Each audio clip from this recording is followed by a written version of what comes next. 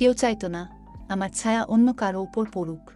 পাড়া প্রতিবেশীরা যখন কোনো শুভ কাজ করত তখন আমাকে সেখানে ডাকা হতো না।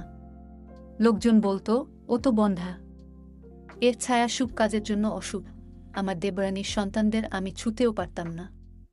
ও সবসময় নিজের সন্তানদের আমার থেকে দূরে রাখত। সে আমার থেকে বয়সে ছোট হলেও সুযোগ পেলেই আমাকে কথা শোনাতে শুরু করত। এভাবে শ্বশুরবাড়ির পরিবেশ দিনে দিনে আমার জন্য আরও অসহনীয় হয়ে উঠল। আমার দেবরানীর 2 সন্তান হওয়ার পরও তার আচরণে কোনো পরিবর্তন এলো না। একদিন পরিবারের তিরস্কার শুনে আমি খুব কাঁদছিলাম। আমার শাশুড়ি রেগে গিয়ে বলেছিলেন, তোমাদের বিয়ের 8 বছর হয়ে গেছে, আর তোমার স্বামী রাজেশের জন্য নতুন মেয়ে খুঁজছি। শিগগিরই তার বিয়ে দিয়ে দেব, আর এই বন্ধাকে বাড়ি থেকে তাড়িয়ে দেব। এরপর সুমনা নামে একটি মেয়ের সঙ্গে রাজেশের বিয়ে ঠিক করে দেওয়া হয়। তখন আমার মনে পড়ল চাচির কথা, বাড়ি ফিরে যেও না, চাচি আমার সব ভাইবোনের বিয়ে করিয়ে দিয়েছিলেন। আমি মাঝে মাঝে চাচির সঙ্গে ফোনে কথা বলতাম। চাচি আমায় অনেকবার ডাক্তার দেখাতে বলেছিলেন। আমরা ডাক্তারের কাছে গিয়েছিলাম, টেস্টও করিয়েছিলাম, কিন্তু আমার স্বামী রিপোর্ট আমাকে কখনো দেখাননি। কখনো কখনো মনে হতো সমস্যা আমার মধ্যে নাকি আমার স্বামীর মধ্যে। একদিন রাজেশ তার মাকে সাফ জানিয়ে দিল, মা, আমি সুমনাকে বিয়ে করব না। আমি আমার স্ত্রীকে ভালোবাসি এবং তার সঙ্গেই থাকব। এই বাড়ি ছেড়ে আমি চলে যাচ্ছি। রাজেশের এই সিদ্ধান্তে পুরো পরিবার হতবাক হয়ে যায়। আমার স্বামী তখন আমায় বলল, আমি শেষ নিঃশ্বাস পর্যন্ত তোমার পাশে থাকব। তুমি সব জিনিস গুছিয়ে নাও। আমরা সব কিছু গুছিয়ে নিয়ে একটি ভাড়া বাড়িতে উঠে যাই। সেই বাড়ির মালিক ছিলেন 36 বছরের এক ব্যক্তি, যার নাম ছিল মহেন্দ্র। আমরা সেখানে ওঠার পর থেকে তিনি আমায় আলাদা চোখে দেখতে শুরু করলেন। আমাকে তিনি মাথা থেকে পা পর্যন্ত নজরে রাখতেন। আমার স্বামী রাজেশও খেয়াল করেছিলেন যে বাড়ির মালিক মহেন্দ্রের আচরণ একটু অস্বাভাবিক। তবে মহেন্দ্র আমাদের নতুন বাড়িতে উঠতে সাহায্য করেছিলেন। কিন্তু সময়ের সঙ্গে সঙ্গে আমি বুঝতে পারছিলাম তিনি আমার দিকে আলাদা নজর দিচ্ছেন। যখন রাজেশ বাড়িতে থাকতেন না, তখন মহেন্দ্র জানালা দিয়ে আমাকে দেখার চেষ্টা করতেন। এতে আমি ভীষণ অস্বস্তি বোধ করতাম, আর আমার মনে ভয় কাজ করত মহেন্দ্র আমাদের সঙ্গে বন্ধুত্ব গড়ে তোলে। সে রাজেশকে জানায় আমি এই বাড়িতে একা থাকি। আমার স্ত্রী মারা গিয়েছে। আপনাদের বাড়ি ভাড়া দিতে হবে না, বরং আপনাদের আমি প্রতি মাসে 2000 টাকা দেব। শুধু আমার জন্য রান্না করে খাবার দিলেই হবে, কারণ আমি রান্না করতে পারি না, আর বাইরের খাবার খেয়ে আমার শরীর খারাপ হয়ে যায়। রাজেশ এতে রাজি হয়ে যায়, কারণ এতে আমাদের আর ভাড়া দিতে হতো না, উল্টো কিছু টাকা পাওয়া যেত। মহেন্দ্র প্রতিদিন 3 বার আমাদের ঘরে খাবারের জন্য আসতে শুরু করল। একদিন রাতের বেলা মহেন্দ্র একটি ড্রিঙ্কসের বোতল নিয়ে আমাদের বাড়িতে এলো।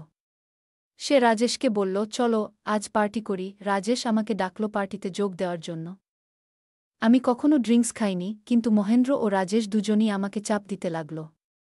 অবশেষে আমি ড্রিঙ্কস খেলাম, আর নেশা চেপে বসল। এই অবস্থায় মহেন্দ্র আমার দিকে এগিয়ে এসে আমাকে স্পর্শ করার চেষ্টা করল। আমার স্বামী রাজেশ বললেন, চলো আমরা 3 জন মিলে একটু নাচ করি। আমি দীর্ঘ 8 বছর ধরে শুধু কষ্ট সহ্য করেছি।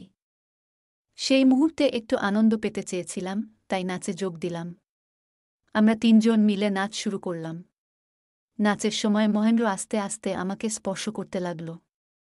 আমি খানিকটা অস্বস্তি অনুভব করলেও লক্ষ্য করলাম আমার স্বামী কিছু বললেন না।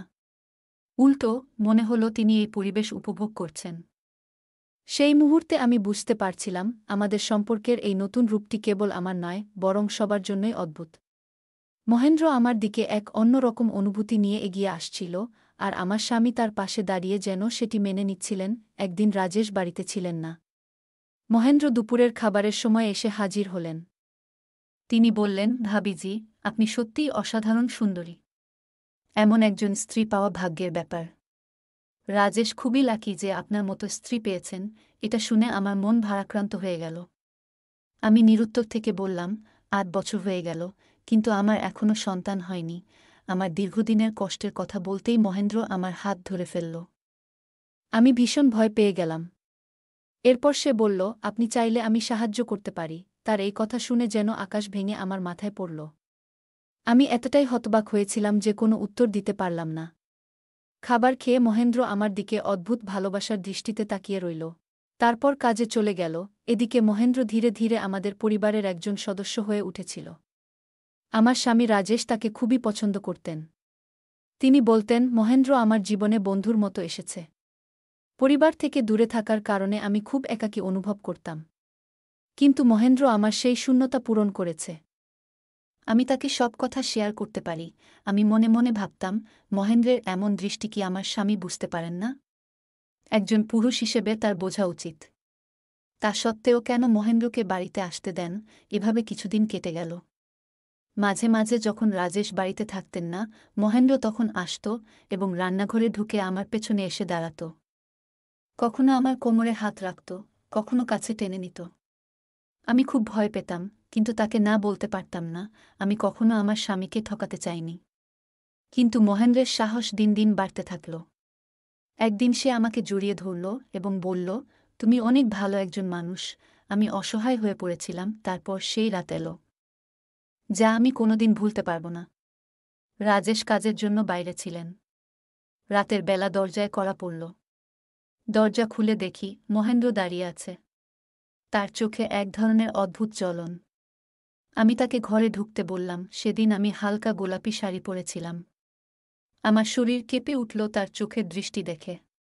মনে হচ্ছিল এটি কোনো সাধারণ রাত হবে না। রাতের খাবার টেবিলে সাজানো ছিল এবং সে খুব মনের আনন্দে খেতে বসল। আমি নিজের শয়নকক্ষে চলে গিয়েছিলাম। কিছুক্ষণ পর মহেন্দ্র খাওয়া শেষ করে হঠাৎ শয়নকক্ষে ঢুকে পড়ল। সে আমার দিকে এগিয়ে এসে খুব মমতায় আমাকে জড়িয়ে ধরল। সে বলল, আজ আমি তোমার সঙ্গে নিজের অনুভূতি শেয়ার করব।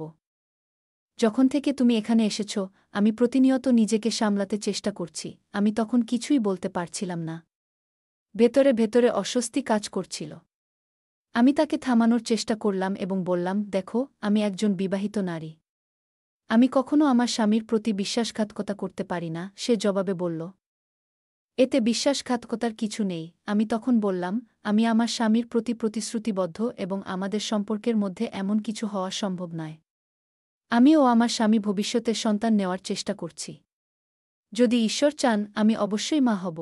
তারপর সে একটি কাগজ বের করে আমার সামনে রাখল। তার চোখে ছিল এক ধরনের অজানা বেদনা। কাগজটি হাতে নিয়ে যখন পড়লাম, তখন আমার চোখে জল চলে এলো। সেটি একটি মেডিকেল রিপোর্ট ছিল। তাতে লেখা ছিল, আমার স্বামীর শারীরিক অক্ষমতার কারণে তিনি বাবা হতে পারবেন না। সে আমাকে জানাল, এই সত্যটি আমার স্বামী দীর্ঘ 10 বছর ধরে লুকিয়ে রেখেছেন। আমি কখনো বুঝতেও পারিনি। এমনকি একসময় আমার স্বামীর পরিবারের পক্ষ থেকে তার দ্বিতীয় বিয়ের কথাও উঠেছিল। এই কথাগুলো শুনে আমি স্তব্ধ হয়ে গেলাম। তখন সে বলল, তোমার কষ্ট আমি সহ্য করতে পারি না। আমি তোমার জীবনের সব সমস্যা সমাধান করতে চাই। আমি মহেন্দ্রকে বললাম, তুমি এখন কক্ষ থেকে বেরিয়ে যাও। আমি প্রথমে আমার স্বামীর সঙ্গে এই বিষয়ে কথা বলবো। মহেন্দ্র সেদিন রাতে চলে গিয়েছিল। আমি একা থাকতে চেয়েছিলাম, কারণ এত বছর পরে আমার স্বামীর লুকানো সত্য সামনে এসেছে। আমার স্বামী বাড়ি ফিরে এলে আমি তাকে সবকিছু খুলে বললাম। সে নত মস্তকে ক্ষমা চেয়ে বলল, আমি তোমার প্রতি অনেক ভালোবাসা রেখেছি। কিন্তু আমার এই বড় সত্যটি তোমার কাছ থেকে লুকিয়ে রেখেছিলাম। আমি ভয় পেয়েছিলাম, যদি আমার এই দুর্বলতার কারণে তুমি আমাকে ছেড়ে চলে যাও। তোমাকে ছাড়া আমি বাঁচতে পারি না। তারপর সে আরও বলল, তুমি জানো, এই সমাজ তোমাকে কত কথা শুনিয়েছে। যারা তোমাকে অপমান করেছে, যারা তোমাকে বন্ধ্যা বলে কটাক্ষ করেছে, তাদের সামনে জবাব দেওয়া দরকার। তাই আমি মহেন্দ্রকে তোমার কাছে পাঠিয়েছিলাম। মহেন্দ্র তোমাকে খুবই পছন্দ করে এবং আমরা 3 জন মিলে একটি পরিবার গড়তে পারি। তার কথা শুনে আমার চোখ ভিজে গিয়েছিল। এ কথা মেনে নেওয়া আমার জন্য খুব কঠিন ছিল। কিন্তু আমার স্বামী আমাকে বোঝাতে লাগল।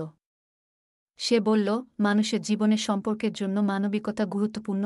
তুমি যদি চাও, মহেন্দ্রকেও তোমার জীবনের অংশ করে নিতে পারো। পুরো 1 মাস ধরে সে আমাকে বোঝানোর চেষ্টা করল। শেষ পর্যন্ত আমি সম্মতি দিলাম। কারণ আমি বুঝতে পেরেছিলাম, মহেন্দ্র এবং আমার স্বামী দুজনেই আমাকে ভালোবাসে এবং আমাকে সম্মান করে। কিছুদিন পর আমি জানতে পারলাম, আমি মা হতে চলেছি। যখন আমার সন্তান জন্ম নিল, তখন সেই সমস্ত মানুষ, যারা আমাকে বন্ধ্যা বলে অপমান করেছিল, তাদের সব প্রশ্নের উত্তর পাওয়া হয়ে গেল। আমার শ্বশুর-শাশুড়ি আমাদের আবার বাড়ি ফিরে যেতে বললেন।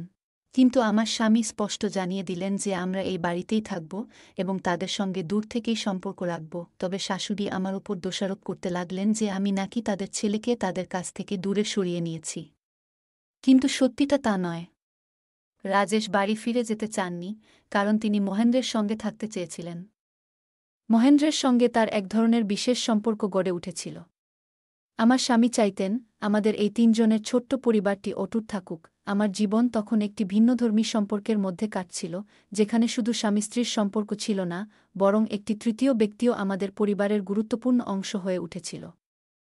মহেন্দ্র শুধু আমাদের পরিবারের একজন সদস্যই হয়ে ওঠেনি, বরং সে আমার সন্তান এবং আমাকে সবসময় রক্ষা করেছে। এই অদ্ভুত জীবনযাপনে আমি সত্যিই খুশি ছিলাম। আমার কোনো অভাব ছিল না। আমি ভালোবেসে এবং আনন্দে আমার দিনগুলো কাটাচ্ছিলাম। বন্ধুরা, এটাই ছিল আমার জীবনের গল্প। বন্ধুরা, আজকের গল্পটি কেমন লাগলো তা অবশ্যই কমেন্ট করে জানাবেন। আর এরকম নতুন নতুন গল্প পেতে আমার চ্যানেলটি সাবস্ক্রাইব করে পাশে থাকবেন। ধন্যবাদ।